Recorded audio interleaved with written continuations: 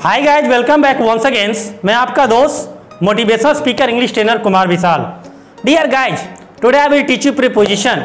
आज मैं आपको जो प्रीपोजिशन बताने जा रहा हूँ, आज मैं आपको प्रीपोजिशन का क्लास दे रहा हूँ और 3 ऐसे इंपॉर्टेंट प्रीपोजिशन बताने जा रहा हूँ जो आपके लाइफ में इस 2 मिनट की क्लास में आप वेरी इंपॉर्टेंट बन सकते हैं। आज मैं आपको बताने जा रहा हूँ कि how to use on, above and over. On का प्रयोग कहाँ पे होता है, एबव का प्रयोग कहाँ पे होता है और ओवर का प्रयोग कहाँ पे होता है। तो डियर गाइज, मान लो आप बच्चे हो, आप युवा हो या आप तूफान हो या आप किसी भी उम्र के हो, आज मैं ऑन, एबव एंड ओवर का प्रयोग बिल्कुल ही बच्चों की तरह बताने की कोशिश करूंगा। और ये आप अपने लाइफ में किसी भी एग्जाम को क्रैक करने जा रहे हैं तो आपके लिए बहुत ही ज्यादा इंपॉर्टेंट पड़ेगी।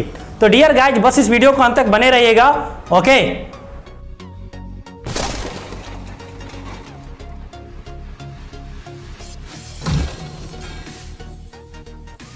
Welcome back. Dear guys, today I will teach you preposition के 3 ऐसे इंपॉर्टेंट मैं बताने जा रहा हूं। सबसे पहले इस प्रीपोजिशन को देखते हैं। प्रीपोजिशन मतलब क्या होता है? जो किसी पोजीशन को बताता है। इसकी डिफिनेशन देखी जाए तो क्या है कि ये preposition show the relation between 2 words and 2 sentence is called preposition. आज मैं 3 ऐसे बताता हूं कि ऑन, एबव एंड ओवर। अगर इनकी हिंदी में बात की जाए तो इन तीनों की हिंदी पर या ऊपर होती है, पर या ऊपर होती है। तब हम एक एक करके पढ़ेंगे। सबसे पहला ऑन। ऑन का प्रयोग कहां पे करते हैं, यानी गौर कीजिएगा मैं क्या बोल रहा हूं। Care my words what I am telling before you. तो सबसे पहला ऑन, यानी जब कोई वस्तु के ऊपर कोई वस्तु रखी हुई हो, ठीक है ना, लेकिन कम से कम उस वस्तु से क्या हो, टच कर रही हो, तो सिर्फ और सिर्फ किस चीज का प्रयोग करेंगे? ऑन का प्रयोग करेंगे।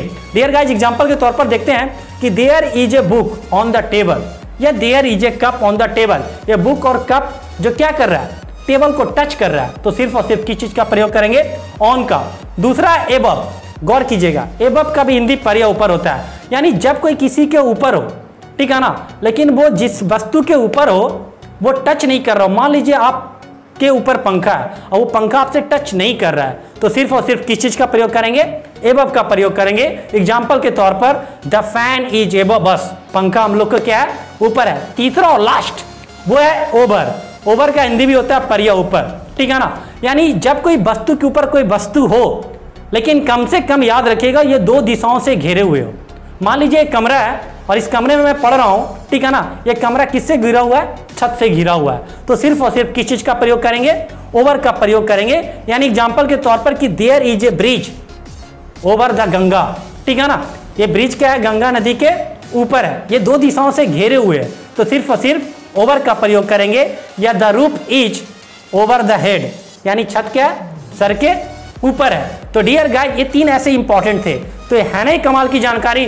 तो प्लीज ऐसे ही कमाल और जहरीली इंग्लिश जानने के लिए आप मेरे चैनल को फॉलो कीजिए। मैं मिस्टर विशाल मिलूंगा नेक्स्ट वीडियो के साथ। Bye to all, bye bye.